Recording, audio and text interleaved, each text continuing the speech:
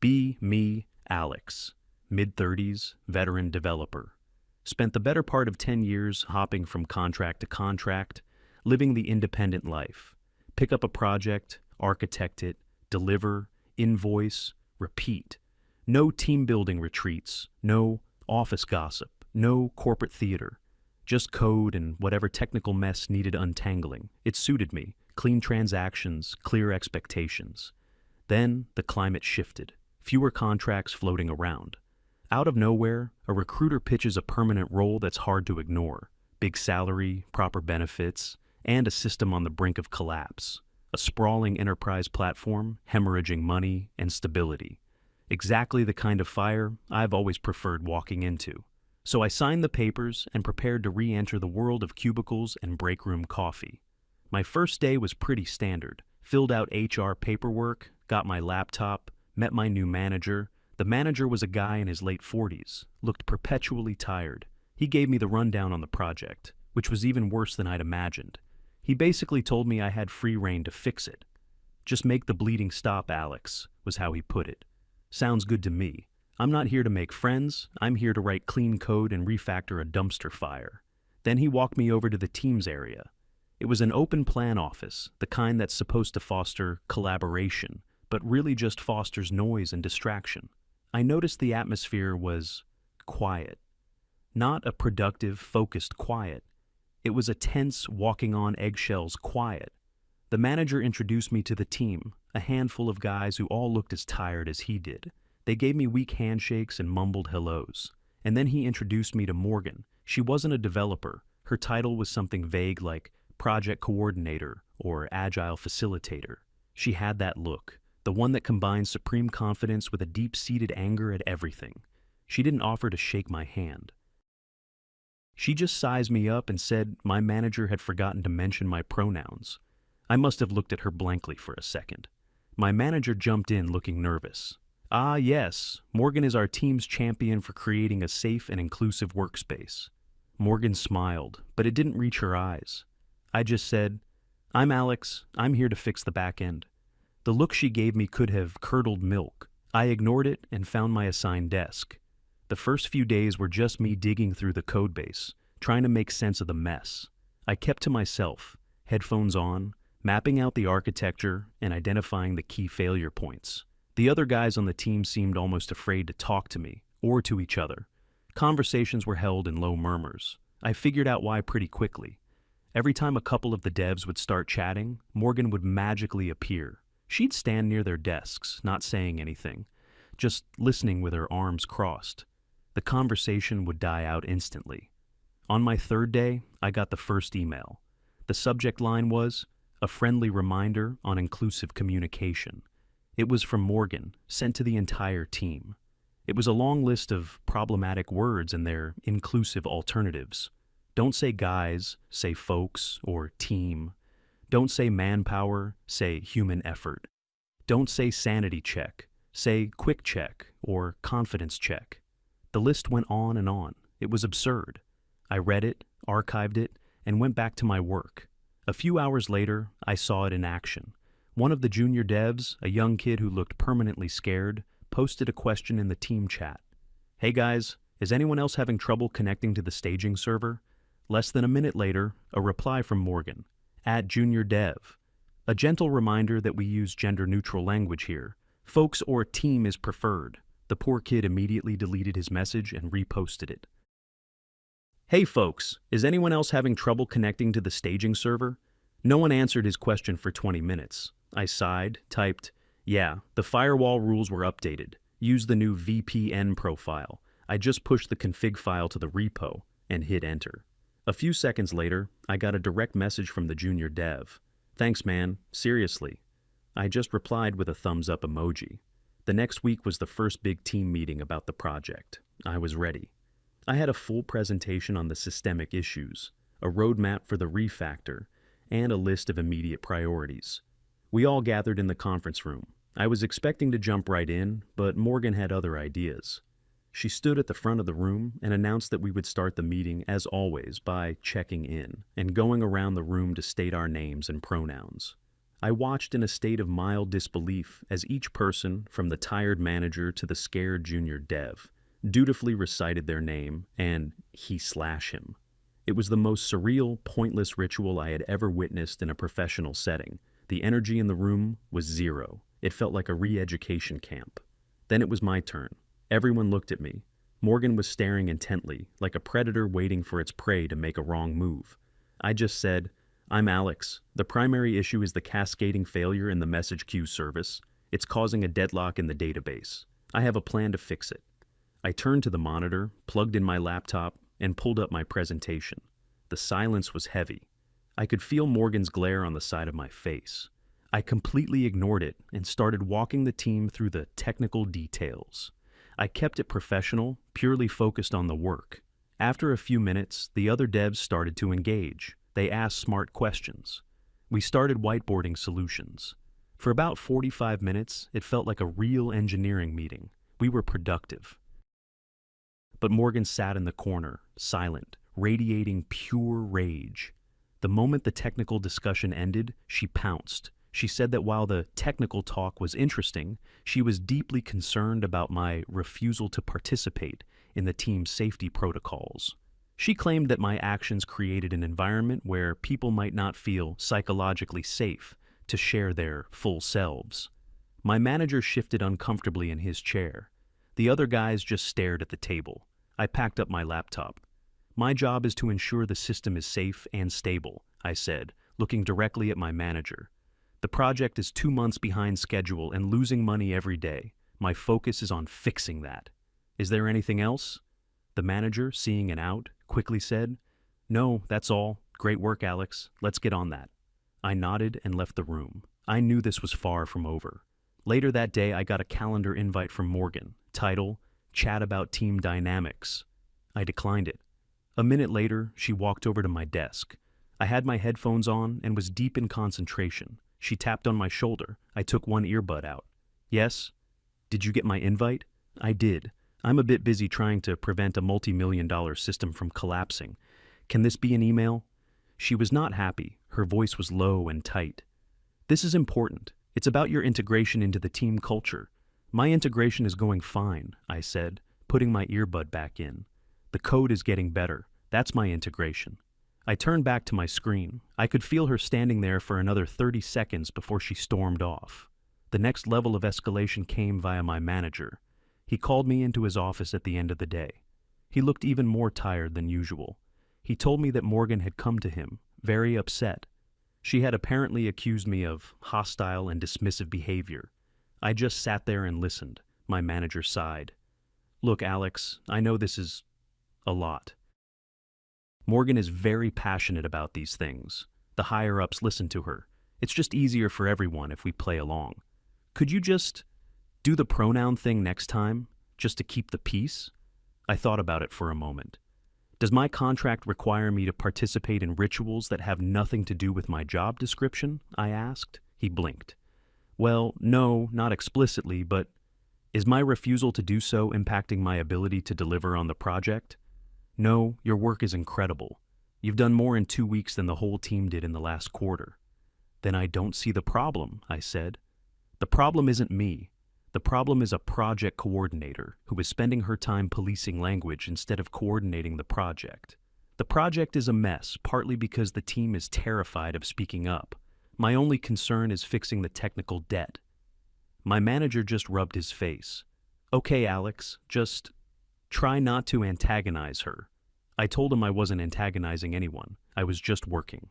The quiet war continued. Morgan started trying to undermine me in subtle ways. She'd forget to add me to email chains about minor requirement changes. I'd find out when I saw the changes in the ticketing system. It didn't matter. I always read the tickets directly anyway. She'd schedule ideation sessions and synergy workshops during times I had blocked out for deep work focus. I would decline the invites every single time. The most blatant attempt was when she tried to implement a new communications protocol. She sent out a document, a 10-page manifesto, detailing how all technical discussions should be framed. It included things like, before critiquing a colleague's code, first state 3 things you admire about it, and Avoid using absolute or certain language, such as, "this is wrong." Instead, use collaborative phrasing like, "I'm wondering if there's another way to approach this that might address." It was a recipe for complete inefficiency. A guide on how to talk for an hour without saying anything. I ignored the document completely. During the next code review session, which Morgan had started attending to observe and facilitate, I pointed out a critical flaw in a piece of code. "This approach won't work," I said, pointing at the screen. "It creates a race condition that will corrupt the data. We need to use a transactional lock here. It's a simple fix." Morgan immediately interjected. "Alex, let's refer to our communication protocol. How could we phrase that in a more constructive and less confrontational way?" The developer who wrote the code was looking at me, waiting. I turned to Morgan. "The most constructive way to phrase this is the way that is clearest and prevents catastrophic data loss. 'This is wrong, and here's how to fix it' is clear, fast, and effective. We are engineers, not poets. Now, about that transactional lock." I turned back to the developer, and we spent the next 5 minutes working out the solution. Morgan was fuming. She sat through the rest of the meeting with her laptop open, typing furiously. I knew exactly what she was doing. She was documenting my transgressions. But something interesting was starting to happen. The other male developers were starting to change, slowly. At first it was small things. One of them, Mark, a senior guy who was actually quite good but had been beaten into submission, sent me a DM. "Good on you for pushing back on that protocol nonsense. It's been slowing us down for months." Then, in a meeting, another developer, David, used the phrase "sanity check." He immediately flinched, looking over at Morgan. She started to open her mouth, but I jumped in with a technical question related to his point, completely derailing her attempt to correct him. I kept the conversation focused on the work. David shot me a grateful look. It was like they were seeing that her power wasn't real. It was a bluff, and I was calling it just by doing my job. They started coming to my desk directly with questions, bypassing the chat where Morgan was always watching. Our corner of the office became an island of quiet productivity. Morgan noticed, of course. Her inability to control me was making her more and more erratic. She knew she couldn't attack my work because my results were undeniable. The project was stabilizing for the first time in a year. The graphs were all pointing up. I was closing tickets, fixing bugs, and deploying stable code. So, she had to attack my character. Her new obsession became toxic masculinity. She started dropping the phrase in meetings. We need to be aware of how toxic masculinity can manifest in the tech space, such as through aggressive communication styles or a refusal to engage with emotional labor. It was always directed at me, but she never used my name. Everyone knew who she was talking about. I never reacted. I'd just wait for her to finish her little speech and then say, "Okay, so, about the caching layer issue," my complete and total indifference was driving her up the wall. It's not that I was trying to be a jerk. It's just that, in my world, the only things that matter are logic, data, and results. Her entire worldview was based on feelings, symbolism, and power plays. They were two fundamentally incompatible operating systems. The situation came to a head a few weeks later. We had a major deadline. A critical patch needed to be deployed over the weekend. It was a big job. I had told my manager that I would lead the deployment, and I'd need 1 or 2 other developers to help. Mark and David immediately volunteered. We planned to work on Saturday. On Friday afternoon, Morgan sent out a meeting invite for 10 a.m. on Saturday. Title: Weekend Workshop, Unpacking Male Privilege in the Workplace. It was mandatory for all male members of the team. She had CC'd the head of our department and someone from HR. This was a direct, undeniable attack. She was trying to sabotage the deployment. Mark and David came over to my desk, looking panicked. "We have to go to this, right? She CC'd HR. I looked at the invite. It was a masterclass in corporate passive aggression. The description was full of buzzwords about building a braver, more equitable team. I knew this was her checkmate move. If I skipped it, she would have a documented case of me defying a mandatory HR-supported event. If I went, the deployment would be delayed, the deadline would be missed, and it would reflect badly on me as the technical lead. She could then argue that my divisive attitude was harming project delivery. It was a clever trap. I looked at Mark and David. "The deployment starts at 9 a.m. tomorrow. I'll see you then. Bring coffee." I opened the calendar invite. I clicked decline. And in the optional message box, I typed a single sentence. I am unavailable due to a business-critical production deployment scheduled at the request of management. Then I CC'd my manager and the department head. The ball was in their court now. I worked late that night, preparing everything for the morning. As I was packing up to leave, my manager rushed over to me. He was practically vibrating with anxiety. "Alex, what did you do? I'm getting emails from HR. Morgan is saying you're refusing a mandatory diversity and inclusion training." "I'm not refusing anything," I said calmly. "I'm prioritizing the multi-million-dollar project you tasked me with saving.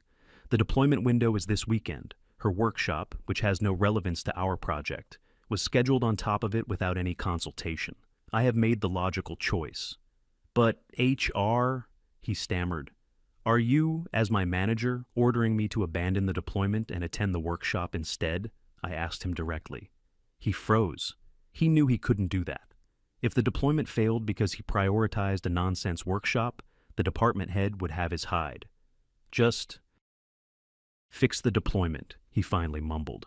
"I'll handle HR. I'll handle Morgan." I knew he wouldn't, not really.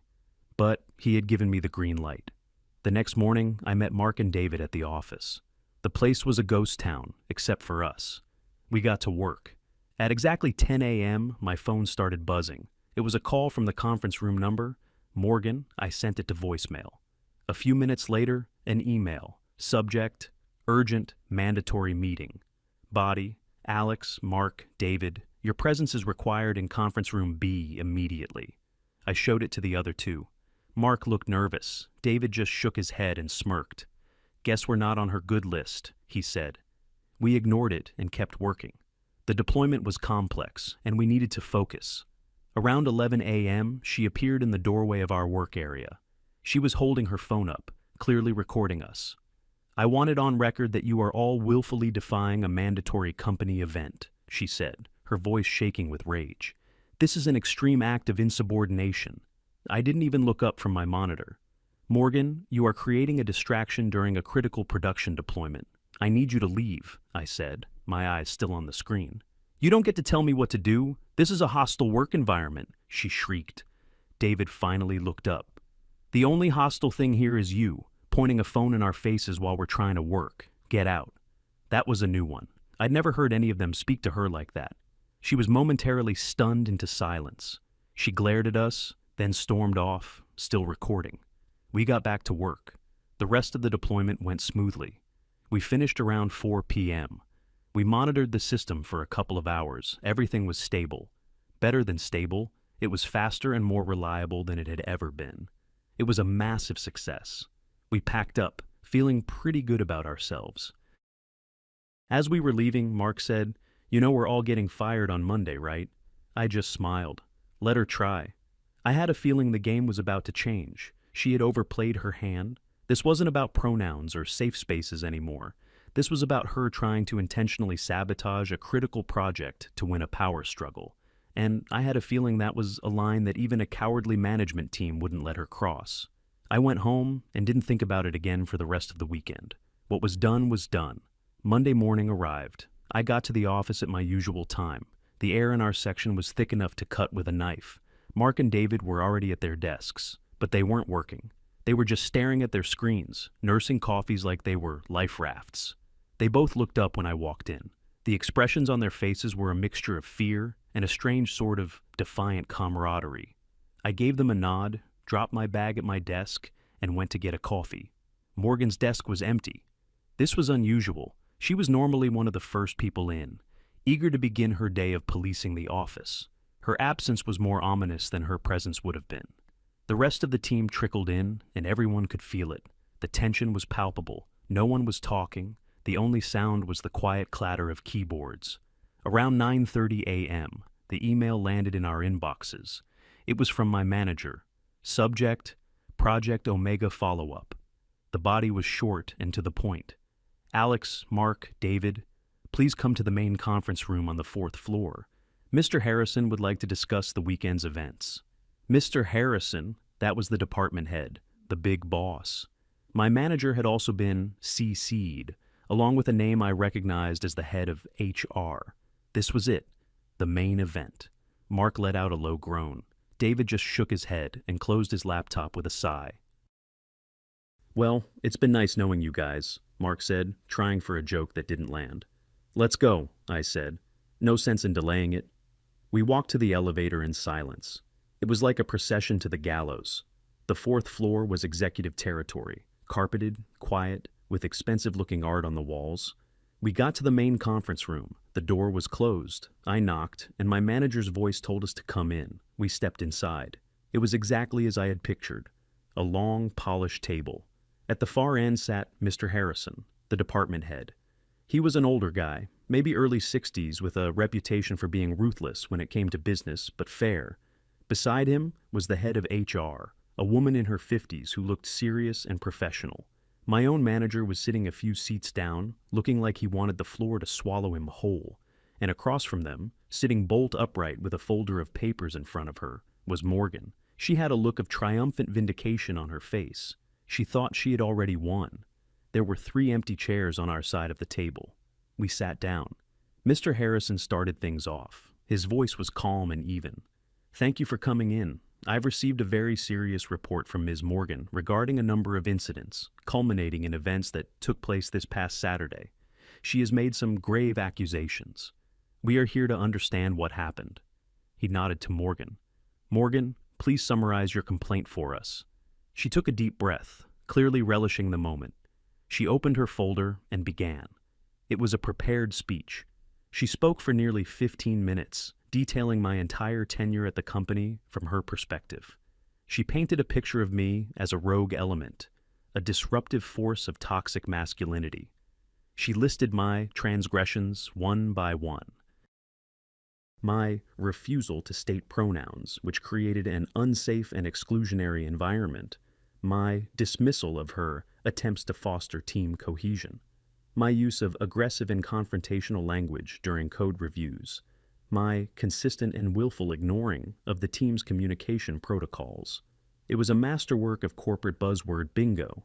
She then got to the weekend. "This pattern of behavior," she said, her voice filled with fake emotion, "reached its peak this past weekend. I organized a mandatory workshop to address the growing issues of male privilege and unconscious bias on our team. An event, I might add, that was supported by HR." She paused for dramatic effect. Alex, Mark, and David not only refused to attend, they did so in a coordinated act of defiance. When I went to remind them of their obligation, they were hostile. They verbally attacked me. I was forced to leave for my own safety. I have video evidence of their aggression. She held up her phone. Their insubordination directly sabotaged a critical company-approved D&I initiative.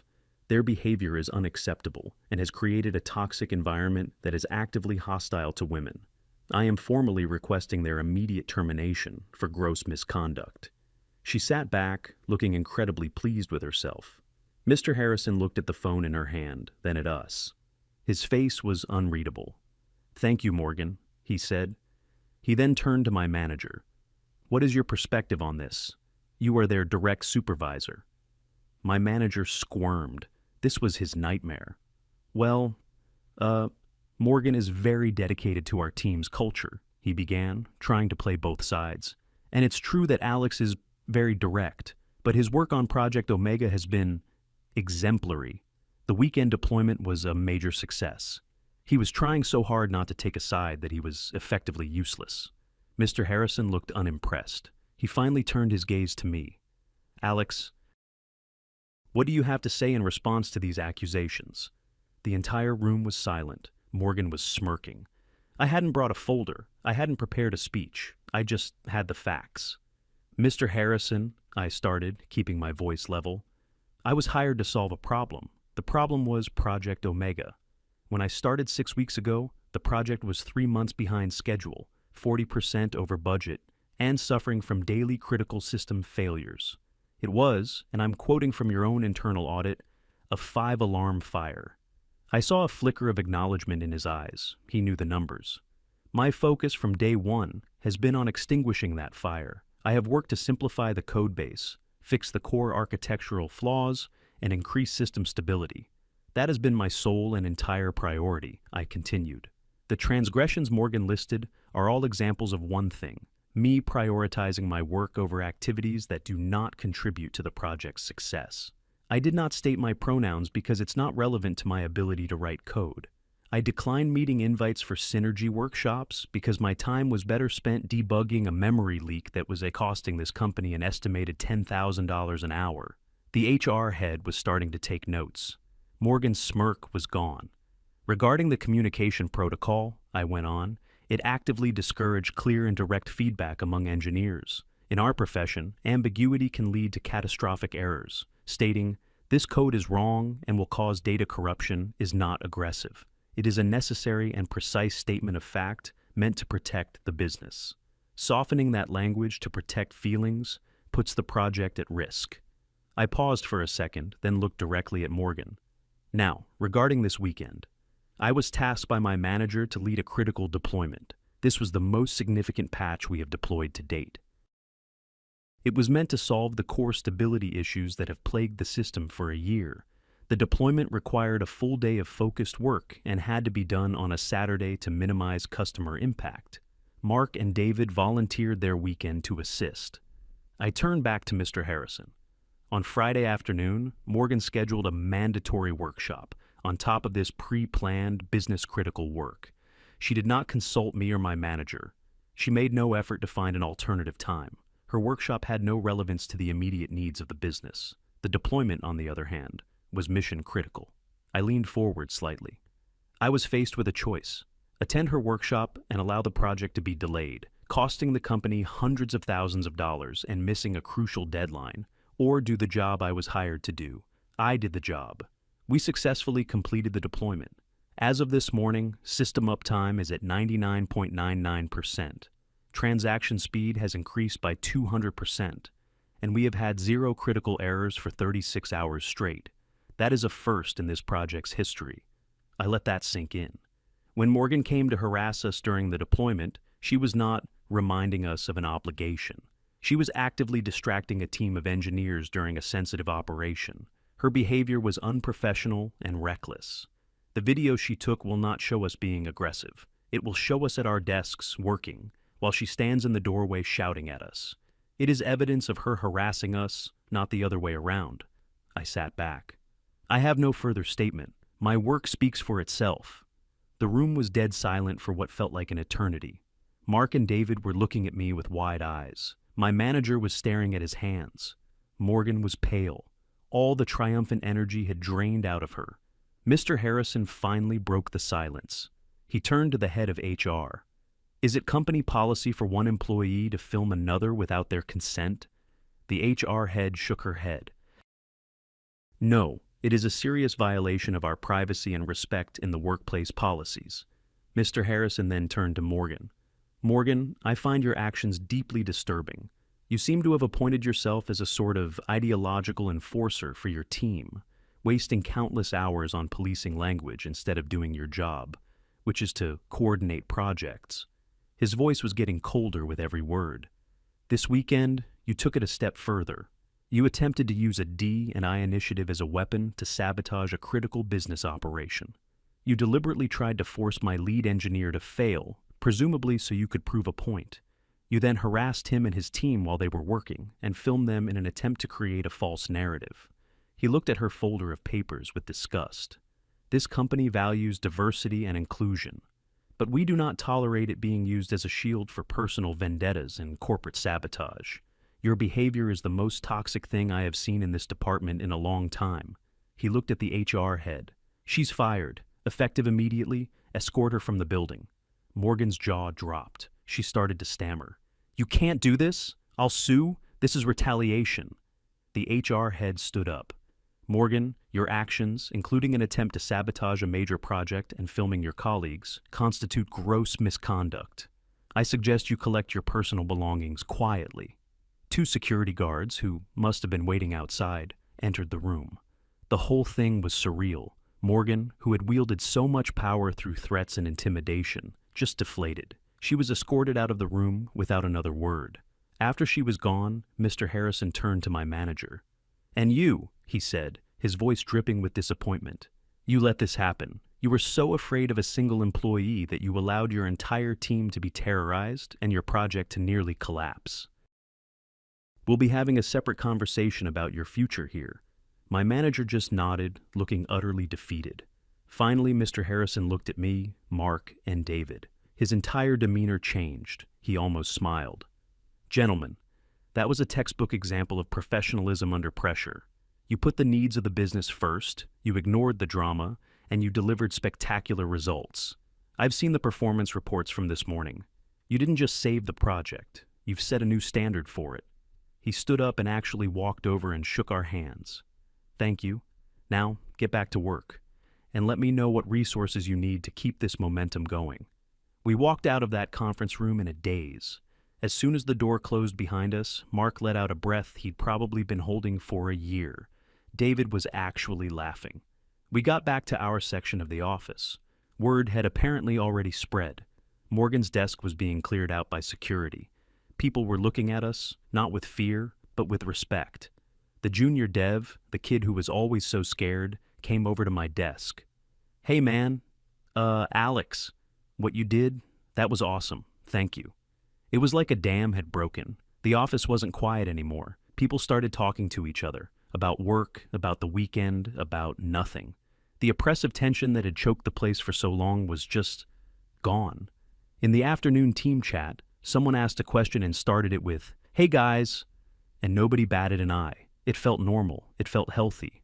My manager spent the rest of the day in meetings with HR and was gone by the end of the week. A new manager was brought in, a former engineer who actually understood our work. The change was incredible. Productivity skyrocketed. People weren't afraid to speak their minds or challenge ideas anymore.